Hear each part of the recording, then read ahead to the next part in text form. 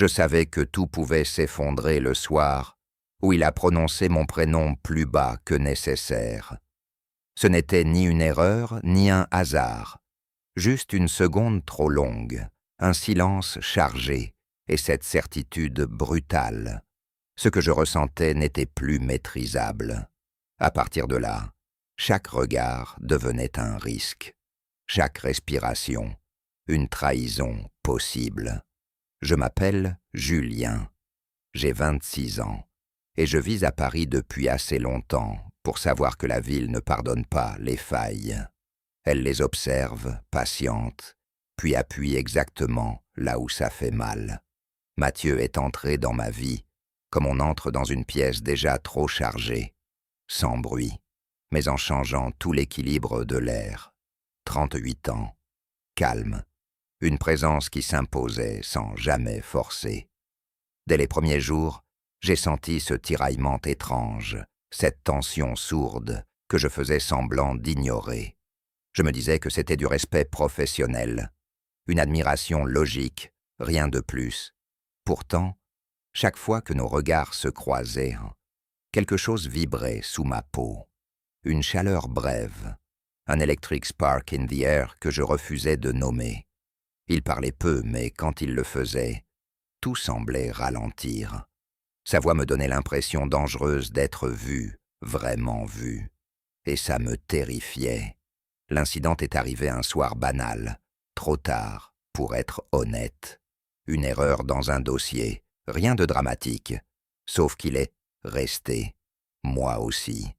Le silence du bureau était charged silence, presque oppressant. Quand il s'est approché pour m'expliquer calmement, son bras a brushed against le mien. À peine. Mais j'ai senti un shiver down my spine, brutal, incontrôlable. Je n'ai pas bougé, lui non plus. Nos yeux locked on mine, une seconde de trop. One breath away from crossing the line. Je me suis reculé en premier, par réflexe, par peur, mon cœur pounding too loud, comme s'il allait me trahir à voix haute.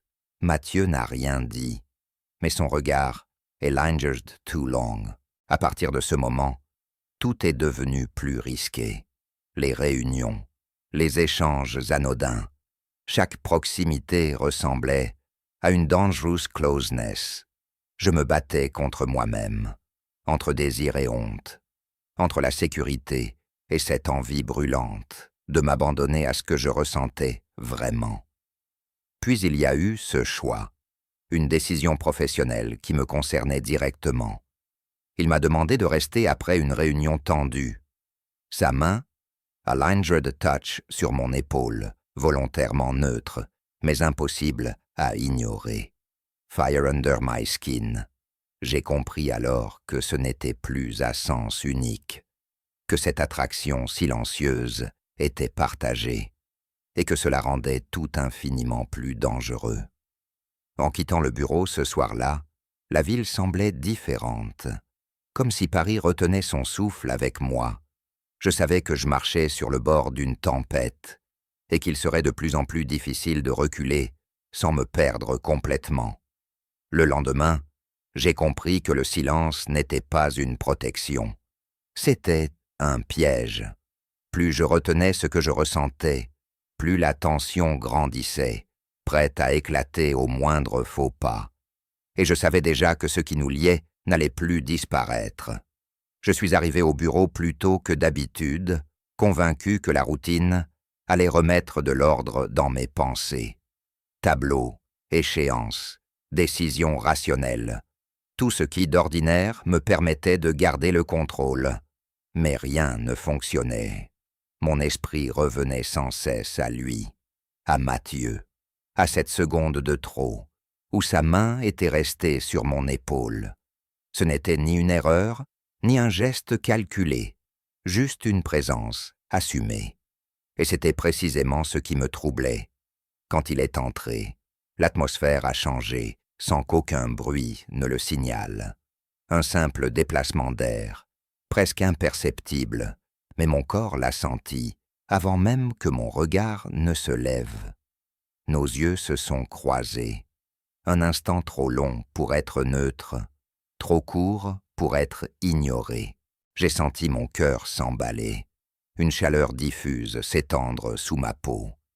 J'ai détourné les yeux, honteux de réagir ainsi, et pourtant incapable de regretter cette sensation.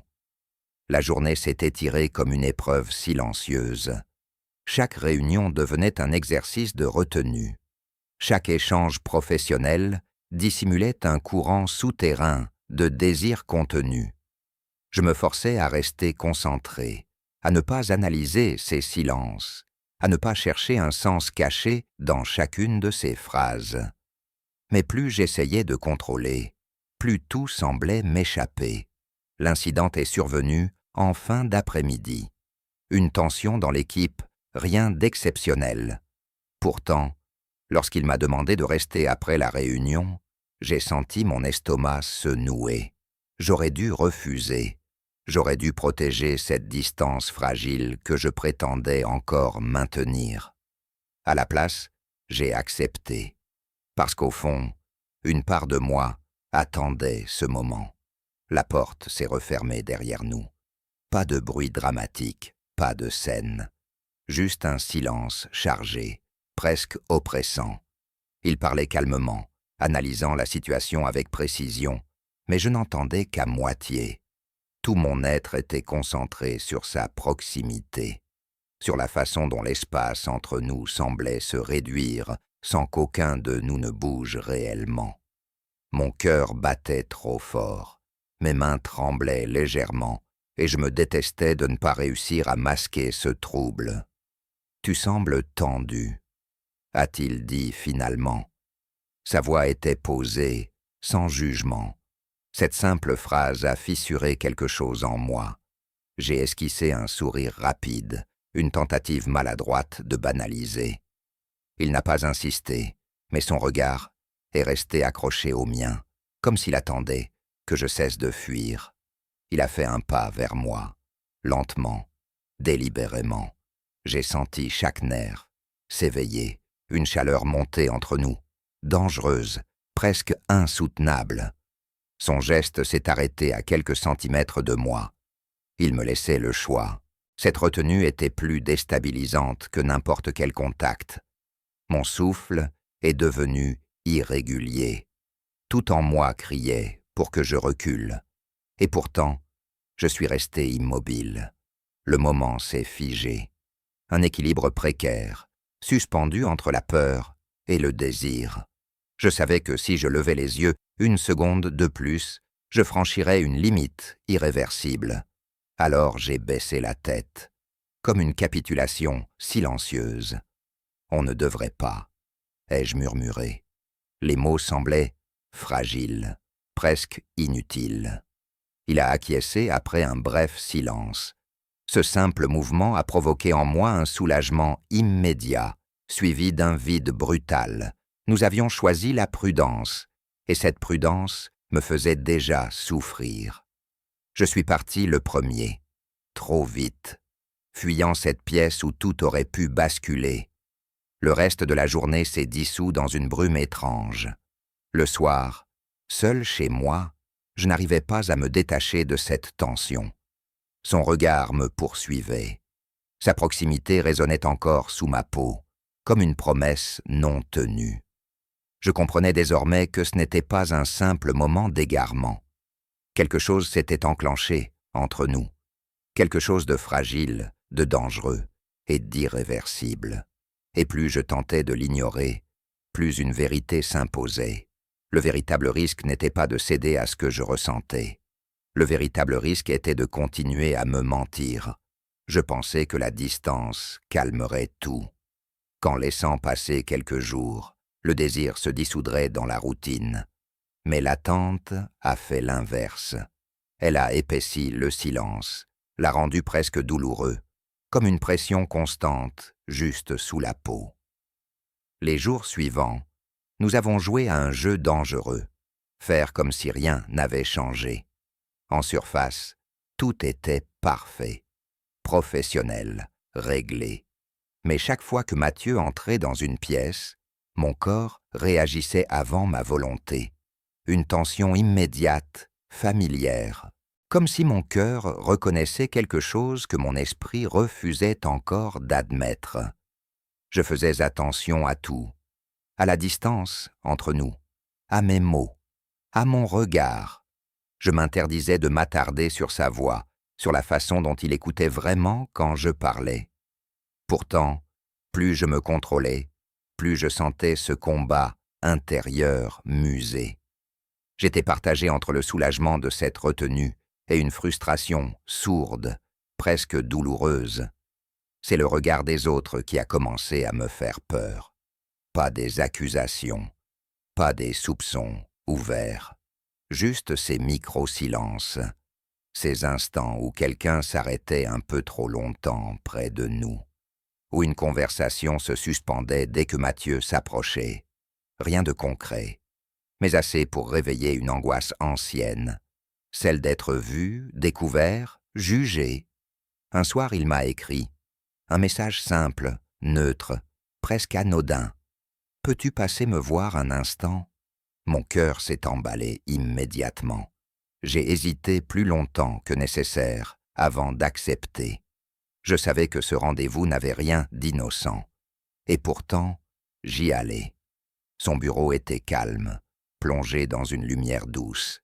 Il n'y avait rien de théâtral dans son attitude, juste cette attention totale qu'il me portait, comme s'il avait attendu ce moment toute la journée. La porte s'est refermée derrière moi, et avec elle, toutes les certitudes que j'essayais de préserver. Il n'a pas parlé tout de suite. Il m'a simplement regardé. Ce regard qui s'attardait trop longtemps, chargé de quelque chose que je reconnaissais désormais trop bien.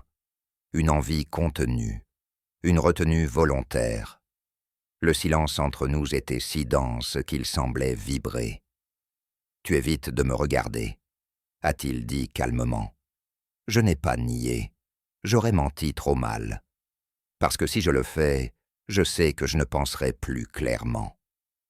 Les mots sont sortis malgré moi, trop honnêtes, trop tard pour reculer. Il s'est approché, lentement, pas pour m'enfermer, pas pour m'imposer quoi que ce soit, juste assez pour que je sente sa présence m'envelopper. La chaleur entre nous est montée instantanément. Mon souffle est devenu court. Chaque nerf semblait en alerte, chaque pensée suspendue à ce qu'il ferait ensuite. Sa main s'est levée, s'est arrêtée à quelques centimètres de la mienne. Une hésitation lourde de sens. J'ai senti un frisson me parcourir, comme si tout mon corps criait pour ce contact sans qu'il ait encore eu lieu. Le moment était figé, dangereusement immobile. On joue avec quelque chose qui peut nous coûter cher, ai-je murmuré. Il a hoché la tête. Je sais. Sa voix était basse, maîtrisée. Mais dans ses yeux, il n'y avait aucun doute, juste cette même lutte que je menais moi-même. Quand nos doigts se sont effleurés, ce n'était presque rien. Un contact bref, involontaire en apparence. Pourtant, j'ai senti une décharge immédiate. Une chaleur vive, une certitude brutale. Ce simple geste a suffi à faire vaciller toutes mes défenses. Je me suis reculé d'un pas, par peur, par survie. Il n'a pas cherché à me retenir. Ce respect, cette retenue constante, rendait la situation encore plus insupportable. Parce qu'il ne me poussait jamais. Il attendait que je choisisse. Je ne peux pas faire semblant, ai-je fini par dire. Il a inspiré lentement. Moi non plus. Ces mots ont résonné longtemps en moi, après que je sois sorti de son bureau. Je savais désormais que ce n'était plus seulement une attirance silencieuse. C'était une tension partagée, une vérité à laquelle aucun de nous ne pouvait échapper sans se trahir. Et au fond de moi, une peur nouvelle s'installait. Pas celle d'être découvert, mais celle de comprendre que, cette fois, reculer me ferait encore plus mal que d'avancer. Je n'avais jamais eu aussi peur du regard des autres. Pas parce qu'ils savaient quelque chose, mais parce que j'étais sûr qu'ils sentaient tout. Cette tension en moi, trop vive, trop nouvelle, comme si mon secret devenait visible malgré le silence. À partir de ce jour-là, tout a changé sans que rien ne soit officiellement différent. Nous continuions à travailler ensemble, à échanger des mots neutres, à respecter chaque règle visible, mais sous cette façade, la pression ne cessait de monter. Chaque fois que Mathieu passait près de moi, je sentais cette chaleur familière, cette alerte dans mon corps qui refusait de se calmer. C'était comme vivre constamment au bord d'une chute, conscient du vide, incapable de détourner le regard. Je commençais à remarquer les détails que j'ignorais auparavant. Les silences trop longs, quand nous nous retrouvions dans la même pièce, les conversations qui s'interrompaient brièvement, les regards furtifs, jamais accusateurs, mais suffisamment insistants pour nourrir mon angoisse. Personne ne disait rien. Et c'était précisément cela qui me faisait peur. L'absence de mots laissait trop de place à l'imagination. Un soir, en quittant le bureau plus tard que prévu, j'ai senti son regard sur moi, avant même de me retourner. Il était là, appuyé contre le mur du couloir, visiblement en attente, pas pressé, pas tendu, juste présent. Mon cœur s'est emballé immédiatement. Une partie de moi voulait fuir, l'autre avançait déjà vers lui. « Tu vas bien ?» La question était simple, mais son ton portait autre chose, une inquiétude réelle, presque intime. J'ai hoché la tête sans conviction. Il l'a vu, bien sûr qu'il l'a vu. Nous avons marché ensemble jusqu'à l'extérieur, sans nous toucher. La nuit était douce, mais je sentais une tempête sous ma peau. Chaque pas rapprochait ce que je redoutais, autant que je le désirais. Quand nous nous sommes arrêtés, face à face, l'espace entre nous semblait chargé d'électricité. Un silence lourd, vibrant, impossible à ignorer. « On attire l'attention », ai-je murmuré. Il a souri faiblement. « Je sais. » Cette réponse aurait dû me rassurer. Elle n'a fait qu'accentuer ma peur, parce que je comprenais désormais que ce n'était pas une erreur passagère. C'était un choix. Et choisir impliquait des conséquences, pour lui, pour moi, pour tout ce que j'avais construit en me cachant. Il s'est approché d'un pas, juste un, suffisant pour que je sente sa chaleur, pour que mon souffle se bloque. J'ai fermé les yeux un instant, comme pour reprendre le contrôle, comme pour empêcher mon corps de trahir ce que je m'acharnais encore à taire. Mais le contrôle me glissait entre les doigts.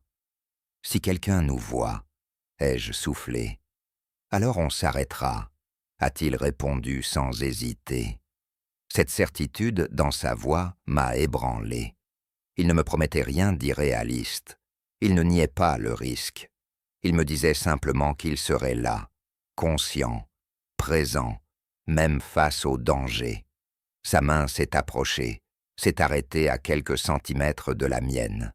Cette attente, ce refus de franchir la limite sans mon accord, faisait battre mon cœur trop fort. J'ai senti un frisson parcourir mon bras, une chaleur monter lentement, irrésistible. Nos doigts se sont frôlés, à peine. Mais ce contact a suffi à réveiller chaque sensation en moi. J'ai retiré ma main brusquement, pas par rejet, par peur de céder complètement.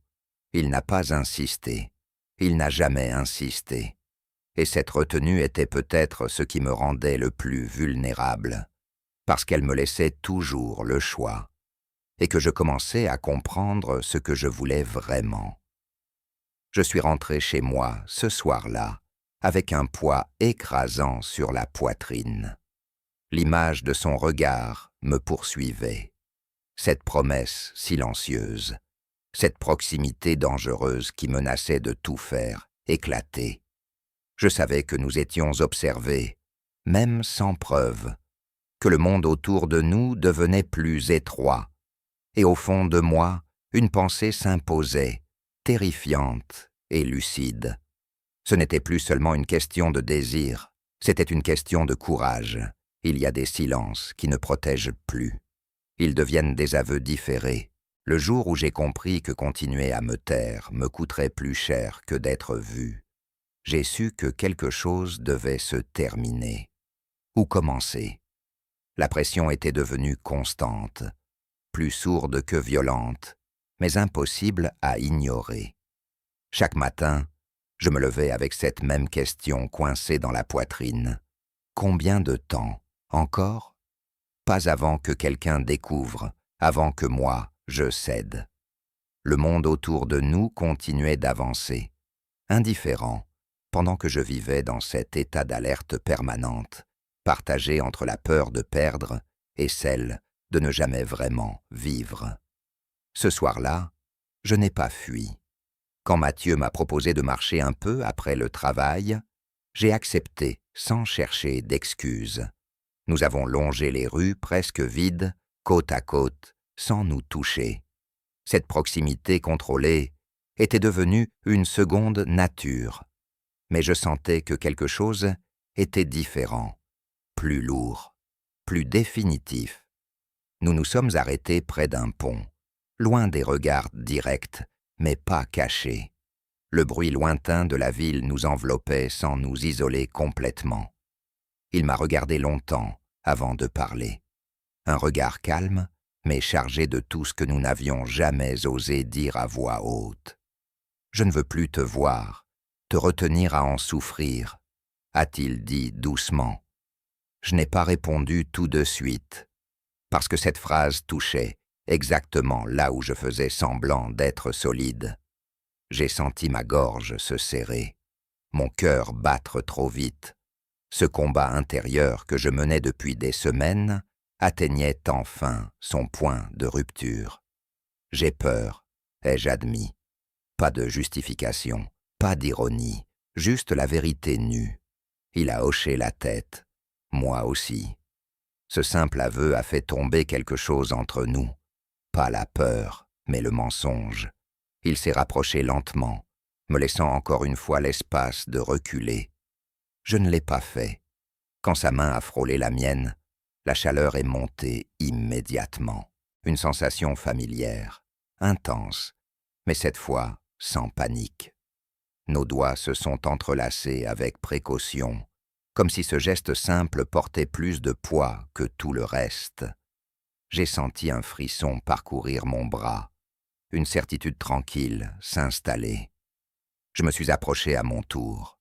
Nos fronts se sont touchés. Une respiration partagée. Le monde semblait suspendu, réduit à cette proximité fragile. Nos lèvres se sont rapprochées, presque. Juste assez pour sentir la promesse, pas assez pour la consommer. Cette retenue n'était plus une fuite, c'était un choix conscient. « Je ne te demanderai rien que tu ne sois prêt à donner », a-t-il murmuré.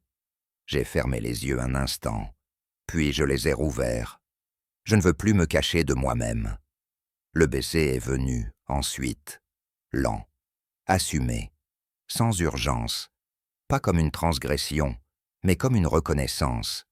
Quand nous nous sommes séparés, je me sentais étrangement calme, pas euphorique, ancré, comme si, pour la première fois, mes désirs et mes peurs cessaient de se battre. Nous savions que rien ne serait simple, que le regard des autres existerait toujours, que le risque ne disparaîtrait pas par magie. Mais il y avait désormais quelque chose de plus fort que la peur, une décision partagée, celle de ne plus se nier. En rentrant chez moi ce soir-là, la ville ne me semblait plus hostile, juste réelle, comme moi. Je savais que tout n'était pas réglé, mais une chose était claire, je n'étais plus seul face à ce que je ressentais. Et parfois, cela suffit pour enfin respirer,